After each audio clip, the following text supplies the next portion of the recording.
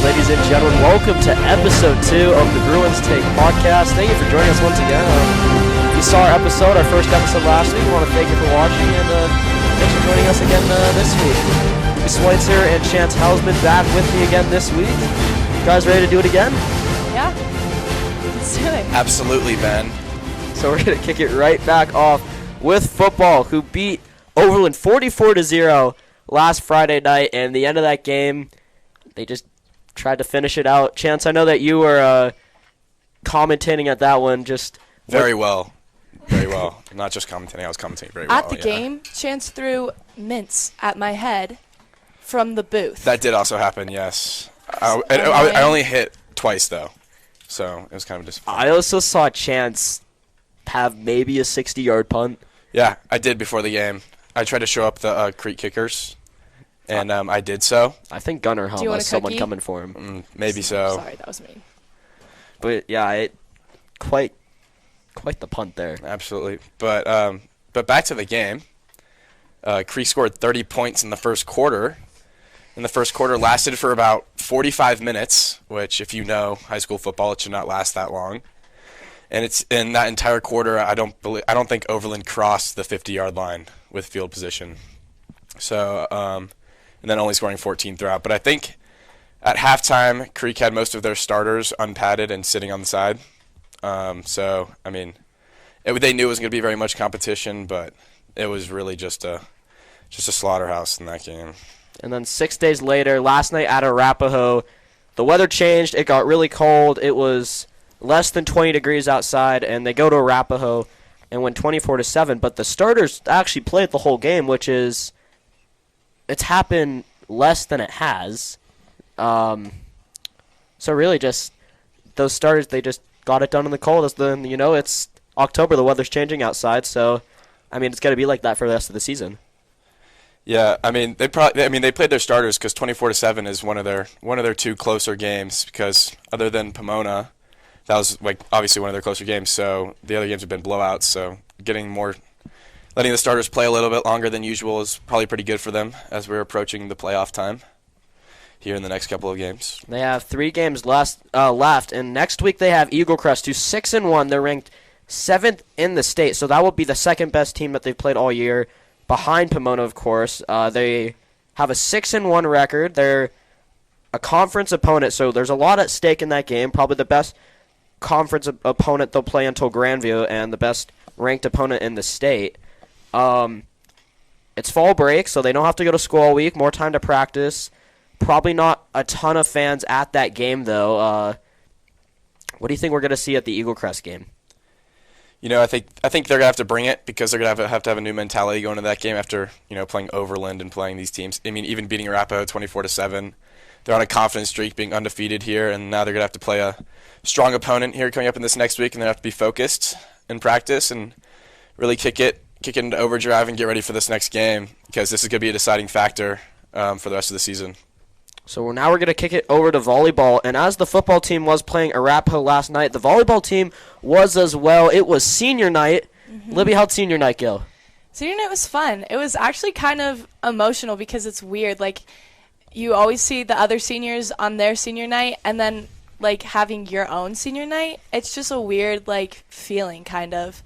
But it was fun. We had a good win against Arapahoe, so it was a good night. So you guys have one more game left in the regular season. Who are you guys playing in your last game? I think we're done. I thought that last night was our last league game, and now we go into a league playoff, and then we have regionals after that. That's right. So you guys dropped out of the top 10 in the state last week. That's tough. What? So you guys dropped out of the top 10 in the state rankings right before the postseason. Oh. In 5A, not counting all of Colorado. Yep, that's right. It's dropped out of the 5A standing. How's that gonna affect the mentality in the locker room and on the court? Well, I wasn't aware of that, and I don't know if any of the other girls are aware of that. So I think that, I don't know, this could either make us want to fight harder to earn our spot in regionals, or I guess it could discourage us, but I really think that it'll encourage us to just fight harder and keep playing. Something to add, Chance? No, I was just taking a peek at the. Looks like you received votes to get placed in the top 10, but we're also behind Windsor and Chatfield in the votings. So not only dropped out of top 10, but almost dropped out of the top 15. So you think that this is a wake-up call that your guys' team needs? Yeah, I mean, I guess. It's kind of disappointing, but, what can you do at this point? So you finished league 4-3, so you're going to go into that league playoff, and, of course, the league very strong with teams like Grandview and Cherokee Trail. But what are you guys looking to do just going towards regionals, and how deep do you think that you guys can get it in state? Hopefully we can make it to state, and I think that we're just going to have to take it game by game and just focus on the game that we're playing at the time and just get through it, and then get a spot in regionals, and then hopefully make it to state. So as we continue on the regional topic, boys tennis is actually holding their regional outside Cherokee right now. They won the Centennial League. I believe that granted them a bye, so most of them did not start today until around 1 or 2. That's right. So they are currently in those matches, and they're a very heavy favorite in the region that they are in. Just due to the fact they're really just one of the top teams in the state all around, and really everyone on their ranking is capable of going deep, so they'll be heading to the state tournament soon. Boys golf was the first fall sport to wrap up their season, as they did it on Monday and Tuesday this week. For Cherry Creek, it was at Pinehurst Country Club, and the Bruins actually brought 3 freshmen, as we mentioned last week, and one of the freshmen finished in 11th place, which is a really strong thing, because it's for me, I know, but I think it's really relatable in any sport. It's hard to get to the state tournament because it's not like any other tournament that you play in all year, and it's hard when you're on the first tee in that tournament and there's a bunch of people watching you. There's a lot more added pressure, but for the fact to have a freshman in that atmosphere and finish better than anyone else on the team, I think that's really, really good for Ben, for people who don't know how the golf tournament works, do you know how many people competed in that? So I think there was 70-ish people. 11 place out of 70. That's actually pretty good. Extremely impressive. That's really impressive. From a freshman. And then last week, the cross-country team hosted the Cherry Creek Invite.